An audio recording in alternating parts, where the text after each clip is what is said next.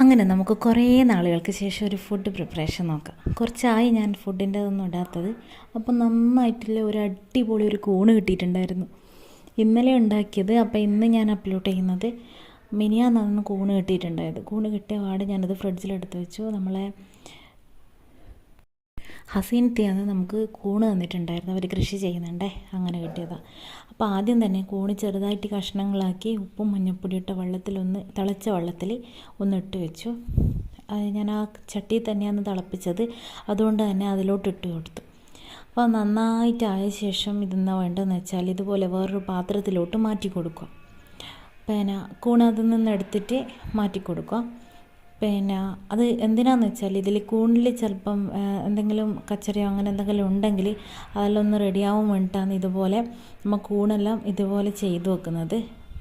ആദ്യം ഉപ്പും മഞ്ഞൾപ്പൊടി ഇതിൽ ഇട്ട്, കാരണം അതിനുശേഷം ഞാൻ ആ ചട്ടിയിൽ തന്നെ, അതായത് മഞ്ഞൾപ്പൊടിയും വെള്ളവും ഇട്ട് ചൂടുവെള്ളമാക്കി വെച്ചിട്ടുണ്ടായിട്ടില്ലേ, ആ ചട്ടിയിൽ തന്നെ കുറച്ച് വെളിച്ചെണ്ണ ഒഴിച്ച് അതിലോട്ട് ഇഞ്ചി ഇട്ട് കൊടുക്കുക. ഇഞ്ചി എടുത്തിട്ടുണ്ട്. ഈ ഉള്ളി വറുത്തന്നെ വെച്ചിന് നമുക്ക് അത് തേങ്ങ വറുത്തരക്കാൻ വേണ്ടിയിട്ടാണ് ആ ഉള്ളി എടുത്ത് മാറ്റി വെച്ചു.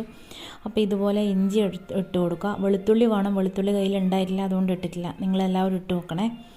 അപ്പോൾ ഇഞ്ചി ഇട്ടു. അതൊന്ന് പച്ചമണം മാറുമ്പോഴേക്കും നമുക്കതിലോട്ട് ഉള്ളി മുറിച്ചതും അതുപോലെ തക്കാളി, പച്ചമുളക് ഞാനിപ്പോൾ ഒരെണ്ണം മാത്രമേ എടുക്കുന്നുള്ളൂ. കാരണം നമ്മൾ കുരുമുളകും മുളക് പൊടിയെല്ലാം ആയിട്ട് ഇടുന്നത് കൊണ്ട് തന്നെ അത്യാവശ്യം എരിവൊക്കെ ഉണ്ടാവും. അപ്പോൾ ഇതുപോലെ ഇട്ട് നന്നായി വഴറ്റുക. ഈ വഴറ്റുന്നതിലാണ് ടേസ്റ്റ് അധികം വരുന്നത്. കാരണം എങ്ങനെ വെച്ചാൽ വഴറ്റുകയെന്ന് വെച്ചാൽ അത് ജസ്റ്റ് ഒന്ന് വഴറ്റിയെടുക്കല്ല വേണ്ടത്, നല്ലോണം ഒന്ന് തക്കാളിയൊക്കെ നല്ല ജ്യൂസ് പോലെ ആവണം. അതുപോലെ തന്നെ ഉള്ളിയൊക്കെ നല്ലോണം അതിൻ്റെ ആ ഒരു കട്ടിയൊക്കെ മാറി അലിഞ്ഞ് നല്ല കുഴമ്പ് രൂപത്തിലാവില്ലേ, ആ ഒരു രീതിയിലാവുമ്പോഴേക്ക് അതുവരെ നമ്മൾ അത് ഇളക്കി കൊടുക്കണം. ഒന്ന് ചെറു തീയിൽ വെച്ചിട്ട് ഇളക്കി കൊടുത്താൽ മതി. മീഡിയത്തിൽ വെക്കുക ഫ്ലെയിം, അല്ലെങ്കിൽ ലോയിൽ വെച്ചാലും മതി. അങ്ങനെ നന്നായിട്ട് ഇളക്കി കൊടുക്കുക. ഈ ഒരു പരുവാകുമ്പോഴേക്കും നമ്മൾ എന്ത് വേണമെന്ന് വെച്ചാൽ, നമ്മൾ ആദ്യം കൂണ് കഴുകി ഇത് ഉപ്പും മഞ്ഞൾപ്പൊടി ഇട്ട് വെച്ച വെള്ളത്തിലിട്ട് വെച്ച് മാറ്റി വെച്ചിട്ടുണ്ടായില്ലേ, അതെടുത്ത് ഇതിലോട്ട് ആഡ് ചെയ്ത് കൊടുക്കുക. ഈ സമയത്ത് നമുക്ക് കുറച്ച് ഉപ്പിട്ട് കൊടുക്കുക. ആദ്യം തന്നെ ഉള്ളി ഇടുന്ന സമയത്ത് തന്നെ കുറച്ച് ഉപ്പിട്ട് കൊടുക്കുക, പെട്ടെന്നാവാൻ വേണ്ടിയിട്ട്. അതുപോലെ ആ കൂണിടുന്ന സമയത്ത് നമ്മൾ കുറച്ച് ഉപ്പിട്ട് കൊടുക്കുക. ഉപ്പിട്ടിട്ട് കൊടുത്ത് നന്നായിട്ട് അതൊന്ന് ഇളക്കിയെടുത്ത് അതൊന്ന് ലോ ഫ്ലെയിമിൽ വെച്ച് ജസ്റ്റ് ഒന്ന് ആക്കി കൊടുത്താൽ മതി. എന്നിട്ട് അതൊന്ന് മൂടി എടുത്ത് വെക്കുക. ഈ സമയത്ത് നമുക്ക് തേങ്ങ ചിരകി വെക്കാം. ഇതുപോലെ ചേർത്ത് കൊടുക്കുക. നന്നായിട്ട് ഇളക്കി യോജിപ്പിക്കണം. ഇതുമായിട്ട് നന്നായി യോജിപ്പിക്കുക. എന്നിട്ട് പിന്നെ ഒന്ന് മൂടിക്കൊടുക്കുക. കാരണം ആ ഉപ്പും അതിൻ്റെ ആ ഒരു ഫ്ലേവറൊക്കെ അതിലൊന്ന് ചേരാൻ വേണ്ടിയിട്ട് ഇതൊന്ന് മൂടിക്കൊടുക്കുക. അതിന് ശേഷം നമുക്ക് തേങ്ങ വറുത്തരക്കാനുള്ള പരിപാടി നോക്കാം. തേങ്ങ വറുത്തരക്കാനായിട്ട് മെയിനായിട്ട് വേണ്ടതെന്ന് വെച്ചാൽ ചെറിയ സവാള വേണം. അതായത് ചെറിയുള്ളിയാണ് ഏറ്റവും ബെസ്റ്റ്. ചെറിയുള്ളി കിട്ടിയിട്ടില്ലെങ്കിൽ സവാള ചെറുതായിട്ട് അരിഞ്ഞത് വേണം. അതുപോലെ കറിവേപ്പില വേണം, വെളുത്തുള്ളി വേണം, തേങ്ങ ചിരകിയതും. ഇതൊക്കെ ചേർത്ത് നമ്മൾ ആദ്യം എണ്ണ ഒഴിക്കുക.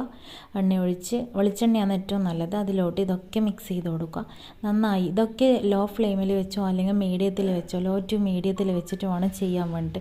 ഇതുപോലെ ഒന്ന് വറുത്ത് ഗോൾഡൻ കളർ ആകുമ്പോഴേക്കും നമ്മൾ ഇതിലോട്ട് പൊടികൾ ആഡ് ചെയ്യണം. പൊടികളൊന്നും മഞ്ഞൾപ്പൊടി അടക്കം എല്ലാം ഇതിലാണ് ആഡ് ചെയ്ത് കൊടുക്കുന്നത്. അപ്പോൾ ഫസ്റ്റ് തന്നെ ഇതൊക്കെ ഒരു കൈ അളവിലാണ് ഞാൻ ചെയ്യുന്നത്. അപ്പം നിങ്ങളനുസരിച്ചിട്ടുള്ള ചേർത്ത് കൊടുക്കുക. മല്ലിപ്പൊടി, മഞ്ഞൾപ്പൊടി, മുളക് പൊടി, അതുപോലെ കുരുമുളക് പൊടി.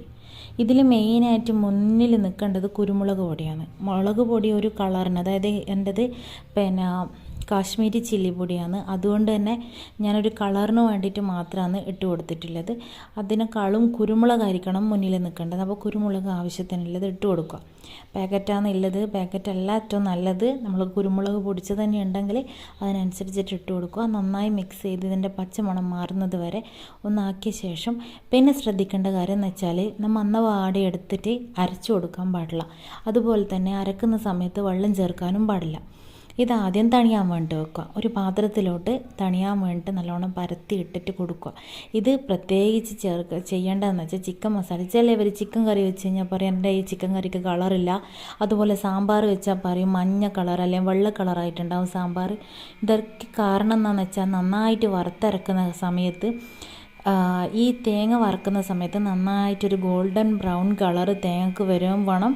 അതുപോലെ തന്നെ മിക്സിയിൽ അരക്കുന്ന സമയത്ത് അരക്കുന്ന സമയത്ത് നന്നായിട്ടത് തണിഞ്ഞിട്ടും ഉണ്ടാവണം.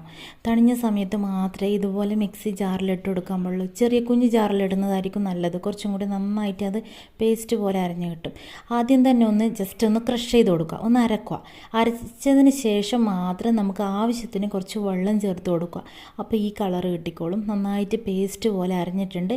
അതിന് ശേഷം നമുക്ക് ഈ അരപ്പ് ഇതിലോട്ട് ചേർത്ത് കൊടുക്കുക. അതായത് നമ്മൾ കൂണും തക്കാളിയും ഉള്ളിയും പച്ചമുളകും വെളുത്തുള്ളി ഇഞ്ചി ഇതെല്ലാം മിക്സ് ചെയ്ത് വെച്ചിട്ടല്ലേ ഇതിലോട്ട് നന്നായിട്ട് ഇട്ട് വെക്കുക. ഞാൻ ഒരു കൈ കൊണ്ട് ക്യാമറ ഓടിച്ചുകൊണ്ട് തന്നെ എല്ലാം കൂടി ആവുന്നില്ല, അതുകൊണ്ട് ക്യാമറ ഓഫാക്കില്ല. ബാക്കിയുള്ള കാര്യങ്ങളെല്ലാം ചെയ്തത് ആ ജാറിൽ തന്നെ കുറച്ച് വെള്ളം കൂടി ഇട്ട് ആ അരപ്പ് ഫുള്ളായിട്ടൊന്ന് കഴുകി അതൊന്ന് ഒഴിച്ചു കൊടുക്കുക. ഒഴിച്ചു കൊടുത്താൽ നമുക്ക് വേണ്ടത്ര വെള്ളം, അതായത് ഇത് ഇനിയിപ്പം തിളക്കുമ്പോഴത്തേനും കുറച്ചും കൂടി കുറുകും. അപ്പോൾ കുറച്ചും കൂടി വെള്ളം ആഡ് ചെയ്ത് കൊടുക്കുക. ഈ സമയത്ത് നമുക്ക് ഉപ്പ് നോക്കണം. എരിവില്ലെങ്കിൽ നമ്മൾ കുരുമുളകാണ് ഇതിലേക്ക് ചേർത്ത് കൊടുക്കേണ്ടത്. എരിവില്ലാന്ന് വെച്ചാൽ കുരുമുളകിൻ്റെ ഒരു ചൊയ വരുന്നില്ലെങ്കിൽ കുരുമുളക് ചേർത്ത് കൊടുക്കുക. അപ്പം നന്നായി തിളച്ച് അടിപൊളിയായിട്ടുള്ള ഫ്ലേവർ, എന്തൊരു മണമെന്നറിയോ, നല്ല ചിക്കൻ കറി തോറ്റുപോകും, അങ്ങനത്തെ ഒരു സ്മെല്ല് വരും. ആ സമയത്ത് നമ്മൾ എന്ത് വേണമെന്ന് വെച്ചാൽ ഫ്ലെയിം അങ്ങ് ഓഫാക്കി വെക്കുക. ഓഫാക്കി കൊടുത്ത ശേഷം നമ്മളിതിലോട്ട് വറവിട്ട് കൊടുക്കുക. ഈ വറവിട്ട് കൊടുക്കുന്നത് ഓപ്ഷനിലാണ്, വേണമെങ്കിൽ ഇട്ട് കൊടുക്കുക, അല്ലെങ്കിലും കുഴപ്പമില്ല. കാരണം ഈ നമ്മൾ വറുത്തരക്കുന്നതല്ലേ, അതുകൊണ്ട് തന്നെ ഒന്ന് വെളിച്ചെണ്ണ നനച്ചാലും മതി. അപ്പം അതിലോട്ട് നമ്മൾ പാൻ ചൂടാക്കി വെളിച്ചെണ്ണ ഇട്ട് കൊടുത്തു. വെളിച്ചെണ്ണ ഒഴിച്ച് കൊടുത്ത ശേഷം നന്നായിട്ട് അരിഞ്ഞ് ആദ്യം കുറച്ച് കടുക്, അതായത് കുറച്ചൊരു ഇത്രയും വേണ്ട ഒരളവിന്, അത് കാണാൻ വേണമെന്നൊന്നുമില്ല, ഒരു ഫ്ലേവർ ഉണ്ടാകാൻ വേണ്ടിയിട്ട്. അതിലോട്ട് തേങ്ങാക്കൊത്ത്, മെയിനായിട്ടുള്ള കാര്യം, കുറച്ച് അധികം ആയാലും കുഴപ്പമില്ല, തേങ്ങാക്കൊത്ത് ഇട്ട് കൊടുക്കുക. അതിലോട്ട് നമ്മൾ സവാള, ചെറിയ ഉള്ളി ഉണ്ടെങ്കിൽ ഏറ്റവും ബെസ്റ്റ് അതാണ്. അത് കിട്ടിയിട്ടില്ലെങ്കിൽ സവാള ഇട്ട് കൊടുത്ത് നന്നായിട്ട് ഇതുപോലെ ഒന്ന് വഴന്ന് നല്ല ഒരു ഫ്ലേവർ വരുമല്ല, ആ ഒരു മണം വരുന്ന സമയത്ത് നമുക്കതിലോട്ട് വറുത്ത് കോരിയിടാം. ഈ വറുത്ത് കോരിയിടുമ്പോഴേ ആ ഒരു രുചിയും ആ ഒരു സ്മെല്ലും അതുപോലൊരു സൗണ്ടും, അത് ഭയങ്കര ഒരു ഫീലിങ്സ് ആണല്ലേ.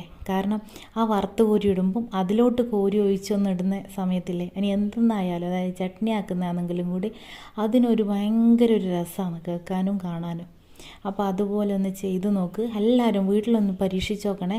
കൂൺ കൃഷിയിൽ ഇപ്പം നന്നായിട്ട് ചെയ്യുന്നുണ്ട്. കർഷകരെ നമുക്ക് പ്രോത്സാഹിപ്പിക്കുകയും ചെയ്യാം, നമ്മളെ വീട്ടിൽ അടിപൊളിയായിട്ടുള്ള ഭക്ഷണം കഴിക്കുകയും ചെയ്യാം. കാരണം ഭയങ്കര ന്യൂട്രീഷ്യസ് വാല്യൂ ഇല്ലതാണ് ഈ കൂണൊക്കെ. അപ്പം കുട്ടികൾക്ക് ഉണ്ടാക്കി കൊടുക്കുക. കൂണിനെ കൊണ്ട് വേറെയും വിഭവങ്ങൾ ഉണ്ടാക്കി ഞാൻ ഇടുന്നതായിരിക്കും. അപ്പം വീഡിയോ ഇഷ്ടപ്പെട്ടിട്ടുണ്ടെങ്കിൽ ചാനലൊന്ന് സബ്സ്ക്രൈബ് ചെയ്യണേ. അപ്പം തൊട്ടടുത്തുള്ള ബെൽ ബട്ടൺ ഒന്ന് ക്ലിക്ക് ചെയ്താൽ ഇനി ഇടുന്ന വീഡിയോസ് എല്ലാം നിങ്ങൾക്ക് കാണാൻ പറ്റും.